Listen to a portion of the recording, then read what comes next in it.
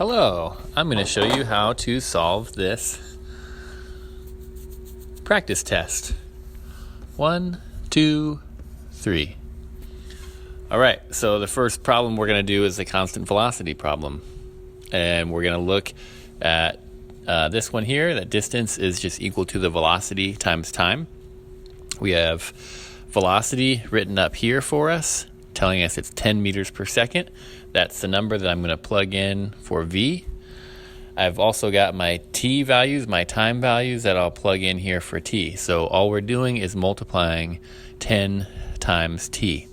So 10 times 1 gives us 4, 10 times 2 is 8, 10 times 5 is 20, 10 times 10 is 40. Moving on, we have to graph it next. So, graphing. In my t column, I have numbers 1, 2, 5, and 10, so I need to get up to 10. So on the x-axis, I'll go by 2s, 6, 8, 10. And on the y-axis, my biggest number is 40, so I could go by 10s. That would give me plenty of space. So 10, 20, 30, 40. And then I just plot the points. 1, 4, be about here. 2, 8, about there. 5, 20, about there. And 10, 40, about there. It's a nice straight line. It's linear. When I write this in words, that's the whole if x doubles, y doubles thing. And I want to use, instead of x and y, my actual variables, so t and d. So if t doubles, d doubles. That's how I know that it's linear. Okay, on to the next pattern, which is constant acceleration. They've given us the formula. Distance is acceleration, distance is equal to 1/2 the acceleration times time squared. And our acceleration is 5. So I'm going to show you on a second page now how to start doing those. So I'll scroll down, give us a little workspace here, and I'll rewrite the formula. Distance is 1/2 at squared, where my a is equal to 5. They're also going to give us a t chart where I've got time and distance, 1, 2, 5, and 10. We're trying to find what the distances are given these different times. So when you plug this into your calculator, I'm going to write for 1/2, 0.5. My a value comes from over here. It's 5. I've already told me what my acceleration is, so I multiply by 5. And my t value is squared. So I multiply times t twice. So I'll have a number here and another number here because it's squared. So t in this first instance is 1, so 1 times 1. If I do 0.5 times 5 times 1 times 1, I get 2.5. So that's what I'll write here. Next one, if t is equal to 2, it's just the same process. 0.5 times 5 times 2 times 2, which gives me 10. Moving on to t equals 5, same thing, 0.5 times 5 times 5 times 5, 25, which, now I need my calculator. 25 times 125.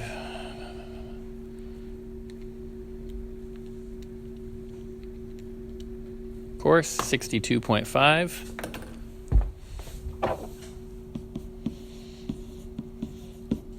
Final one, t is equal to 10, so 0.5 times 5 times 10 times 10, it's 100, 500 should be 250. So I can write those in over here, 10, 62.5, 250. let's put that back in our chart at the top.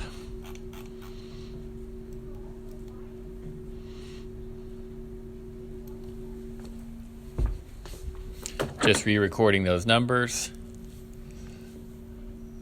We've got 2.5, 10, 62.5, 250. So on the x-axis again, times go up to 10, so I'll go by 2s. The y-axis, my biggest number is 250. So I could just kind of do some guessing and checking to see what numbers I could put on the y. If I went up by hundreds, that would give me 100, 200, 300. I could do better than that. If I did 50s, 50, 100, 150, 200, 250. That'll work. So I'll go by 50s on the side. 250. Let's plot the points. 1, 2.5, so that's going to be way down here. 2 at 10, still down, but a little bit higher. 5 at 62.5, gets me about here. And 10 at 250 gets me about here. I have a nice quadratic fit.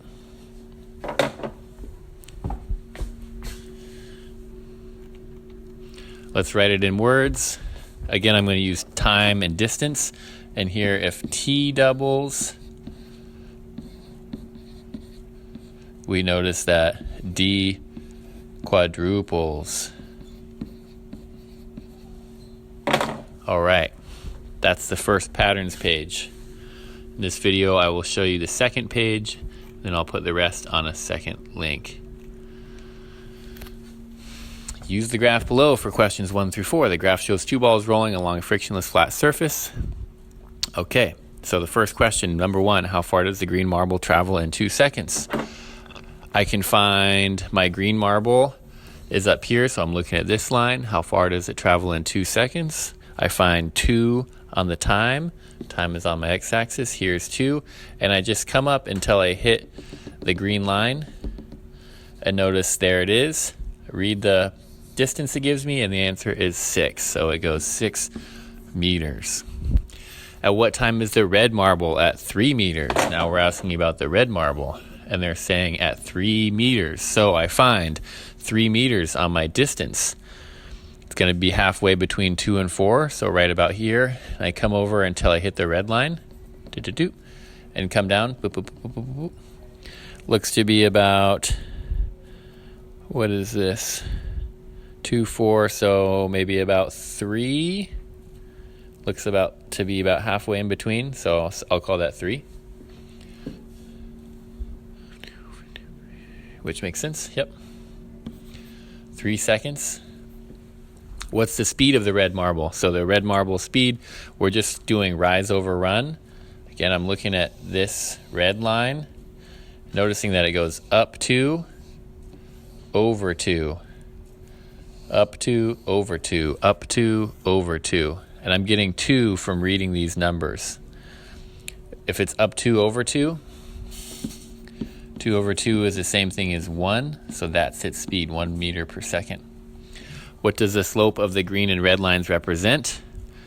In a distance versus time graph, the slope always represents the speed or the velocity.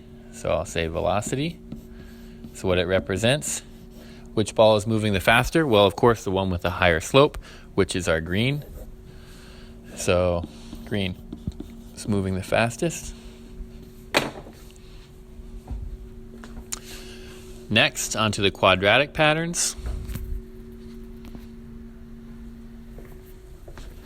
What's the difference between the balls in the real world? So we've got 2, this time they're rolling down a ramp. Well, in the real world, notice that the green line has a greater rate of change, a greater slope. So therefore, it is accelerating faster. It says, which is accelerating faster? Green. I'm just going to abbreviate, accelerates faster. What's the difference graphically? It has, green, I'm abbreviating, has a steeper curve, right? Curves up steeper than the red. What's the difference mathematically? Well, they are both quadratic, so they're both y equals ax squared. of course.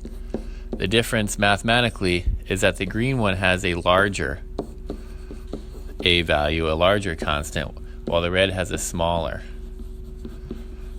So green has larger a value. How far will the green marble have rolled after 2 seconds? So at 2 seconds, let's find it. Here's 2. I come up and hit my green line. Looks to be right about at 2 meters. So I'll just write green is 2 meters, while red, same thing, 2 meters, hit its line, not very far, maybe that's like 0.5.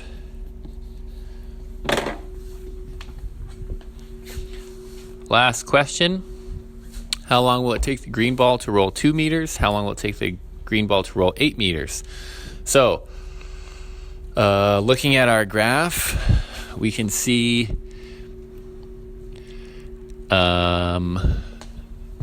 green ball, 2 meters. Well, we already got that answer. It's going to take it 2 seconds.